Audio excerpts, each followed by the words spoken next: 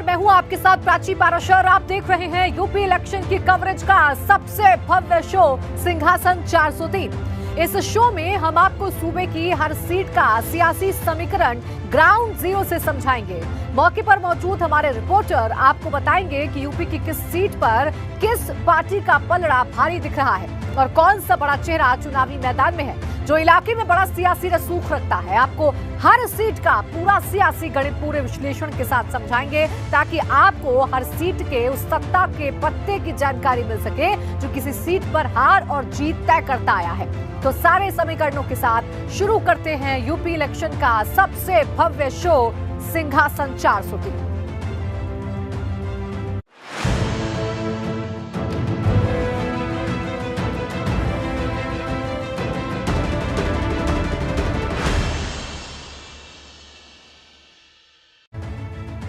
और आज बात करेंगे पश्चिम यूपी के बेहद अहम जिले सहारनपुर की, जहां पर 2022 के रण में बेहद कड़ा मुकाबला होने के कयास लगाए जा रहे हैं। सहारनपुर की 7 विधानसभा सीटों में 4 सीटों पर 2017 में भाजपा ने कब्जा किया।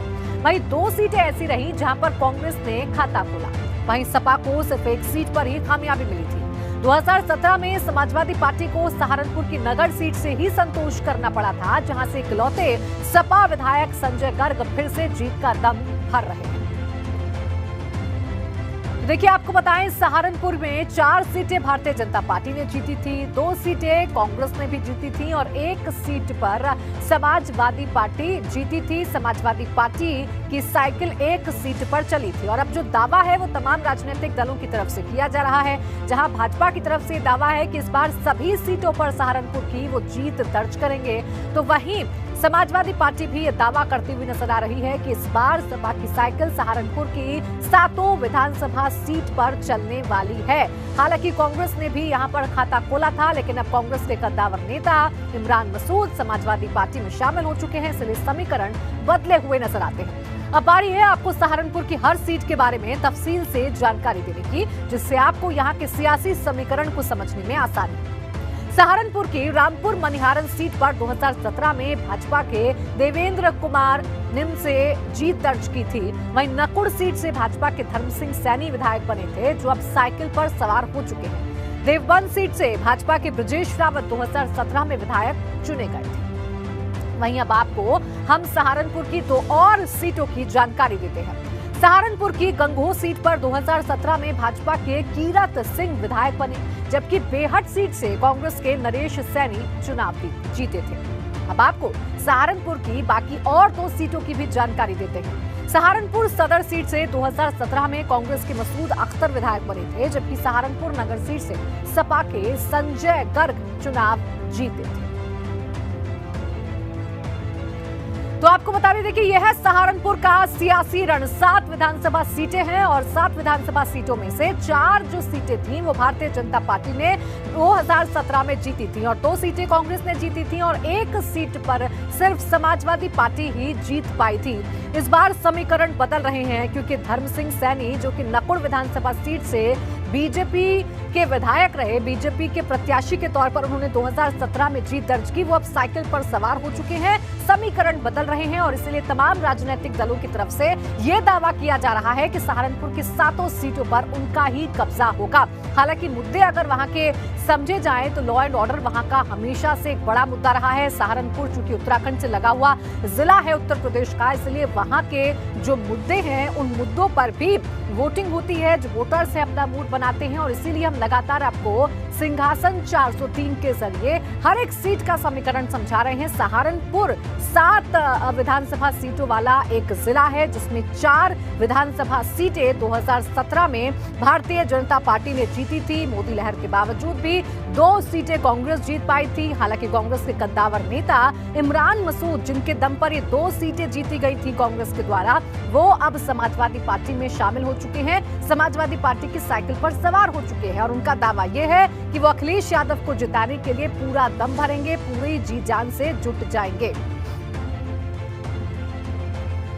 तो देखिए, यह है समीकरण। धर्म सिंह सैनी अब सपा में शामिल हो गए हैं। सपा ने धर्म सिंह सैनी को ही अब टिकट भी दिया है। अगर हम बात कर लें तो ये तमाम समीकरण आपको बता रहे हैं। नकुड़ विधानसभा सीट के ये समीकरण है। भाजपा ने यहां पर मुकेश शर्मा को चुनावी मैदान में उतारा है, चुनावी समर में उतारा है, क्योंकि धर्म सिंह सैनी समाजवादी पार्टी में शामिल हो गए और सपा ने धर्म सिंह सैनी पर ही दांव खेला है, जो कि 2017 में बीजेपी के टिकट पर चुनाव जीते थे। और चुनाव से एन पहले धर्म सिंह सैनी ने कमल का हाथ छोड़कर साइकिल पर सवार होने का फैसला लिया था, जिसके बाद समाजवादी पार्टी ने उन्हें नकुड़ विधानसभा सीट से ही एक बार फिर से टिकट दे दिया है। तो मुकेश शर्मा, जो कि बीजेपी के कैंडिडेट हैं, वो इस सीट पर अपनी जीत का दावा करते हुए नजर आ रहे हैं।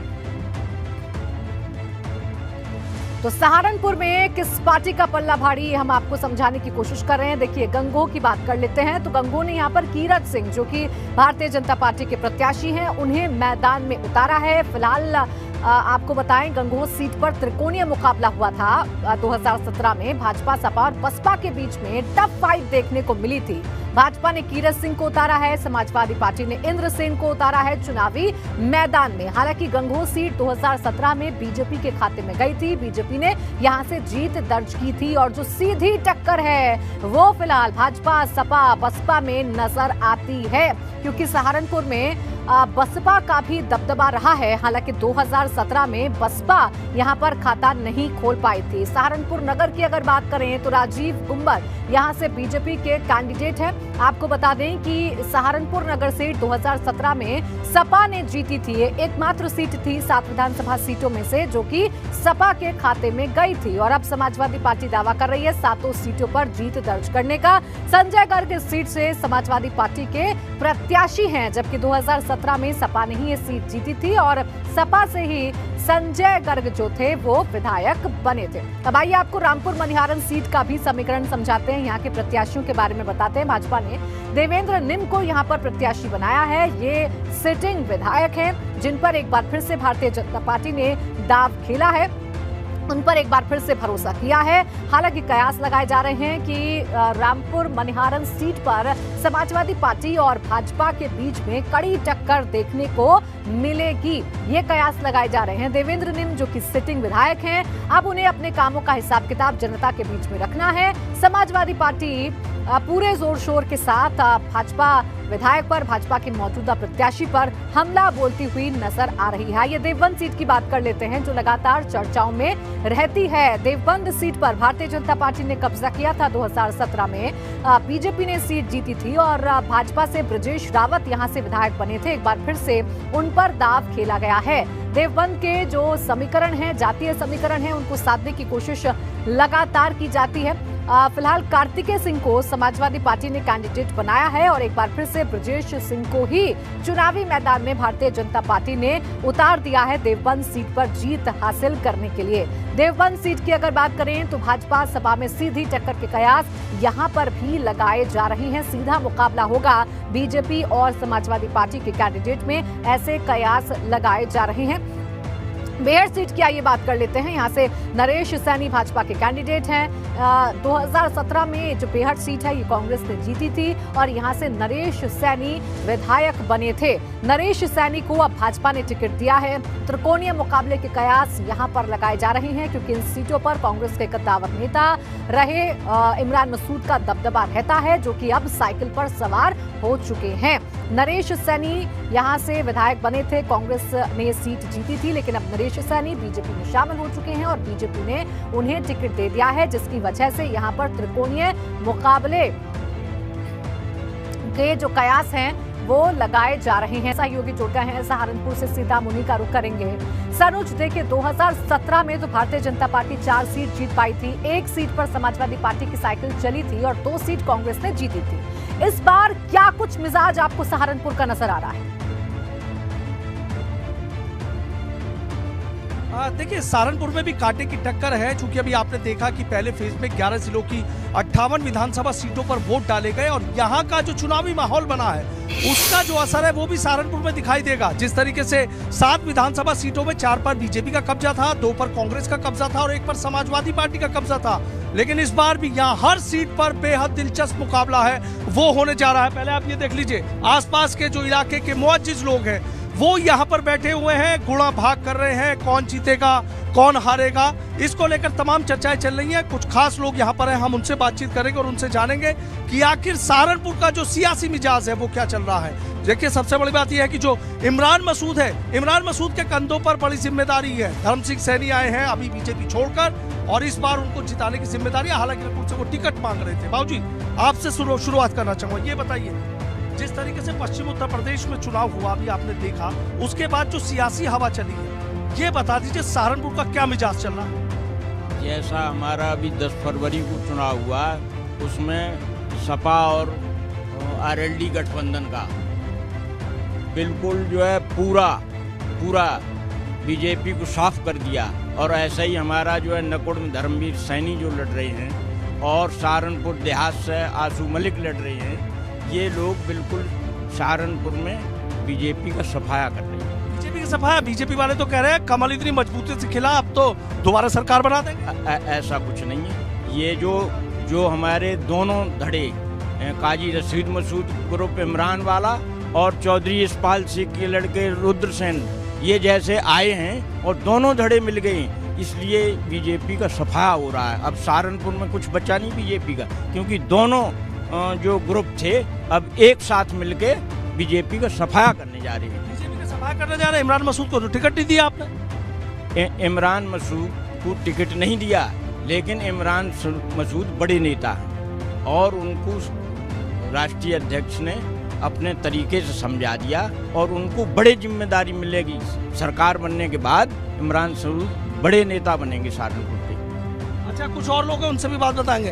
अंकित, ये बता दीजिए, सुना समाजवादी पार्टी कह रही है कि इस बार तो सुपड़ा साफ हो जाएगा, बीजेपी का कुछ नहीं। क्या कर रहे हैं सहारनपुर में? कौन सहारनपुर के सियासत का बड़ा चेहरा बन के आएगा? सियासत नहीं, हमारे यहाँ तो दो चेहरे हैं, मोदी जी और योगी जी। हम विकास के ऊपर चुनाव लड़ रहे हैं। जिन इमरान मसूद की बात कर रहे हैं, इन्होंने टिकट नहीं दिया, उस पर इतना विश्वास नहीं है कि वो जीत भी लेगा। ये तो आप देख लिए कि पूरा सहारनपुर क्लीन स्वीप कर रहे हैं। पहले चरण का 58 जगह चुनाव हुआ 11 जिलों में, और हम 58 में से 45 से प्लस सीटें जीतने जा रहे हैं। और बिल्कुल बेहिचक होकर हम कहते हैं कि 100% विकास के मुल्क पे इतना विकास जहाँ लोगों को दिखता है, चाहे वो किसान हो, नौजवान हो, महिलाएं हो, वृद्ध हो, जितने स्कीम जितने काम हमने लोगों के बीच में करे।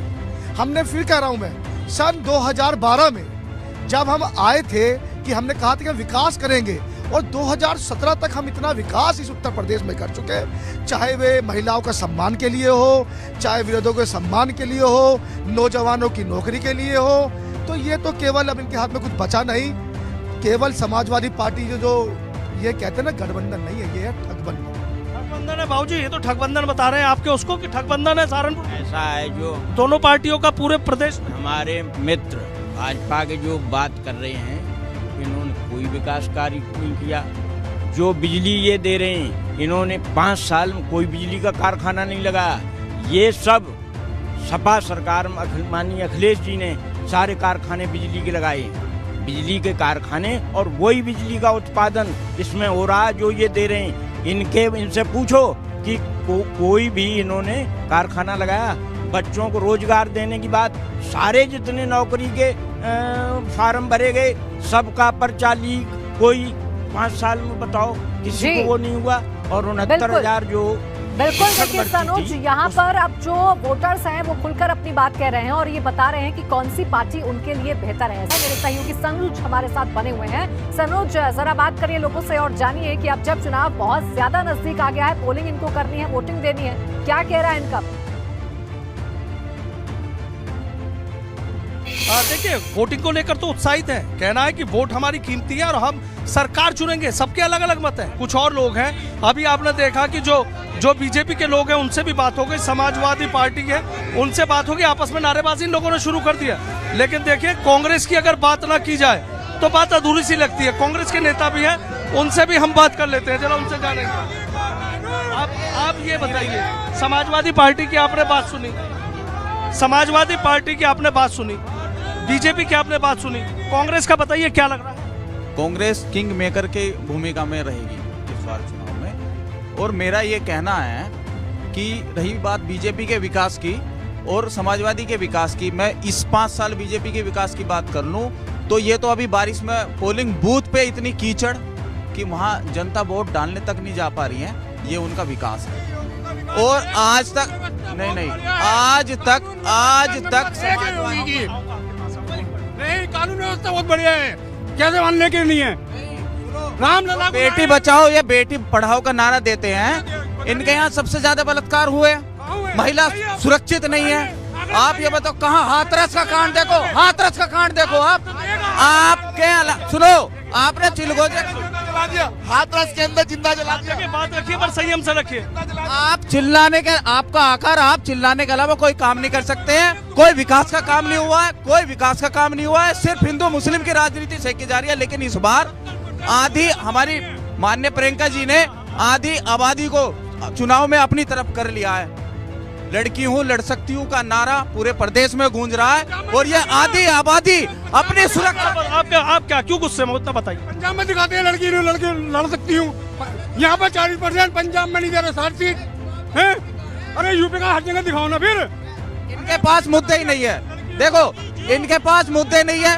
ये यूपी के चुनाव में पंजाब की बात करते हैं और पंजाब के चुनाव में पाकिस्तान की बात करते हैं। इनके पास मुद्दा ही नहीं है। कांग्रेस पार्टी जिंदाबाद। देखिए सुनिए, मैं आपके पास आ रहा हूँ, मेरी एक बात सुनिए। देखिए आराम से, संयम से, आपकी भी बात सुनूंगा, आपके पास भी आऊंगा। सब अपनी बात करिए लेकिन संयम से करिए। आप बताइए, लाल टोपी लगा रखे प्रधानमंत्री तो उसे खतरा बता। मैं ये बात कहना चाह रहा हूँ, पहले टोपी की बात बता दें। टोपी हर आदमी के अंदर लाल रंग बह रहा है और उससे ही गर्मी है। और जो हमारे ये क्रांति का प्रतीक है और इस प्रदेश में, इस चुनाव में एक क्रांति होने वाली है। आप देखेंगे 10 तारीख में निर्णायक चुनाव होने जा रहा है। और मैं आपको रही बात सहारनपुर की बता दूं, पार्टियां 3 मुद्दों पे चुनाव लड़ती हैं। इनका आप देख लिए, हमारे नेताजी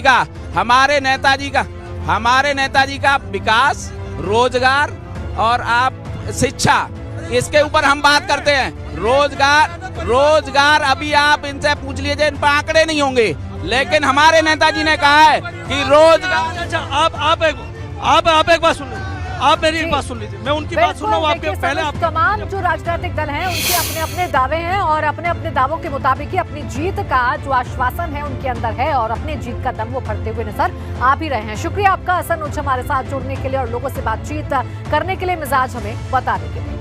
इसी के साथ सिंहासन 403 में बस इतना ही। आप देखते रहिए एबीपी गुड।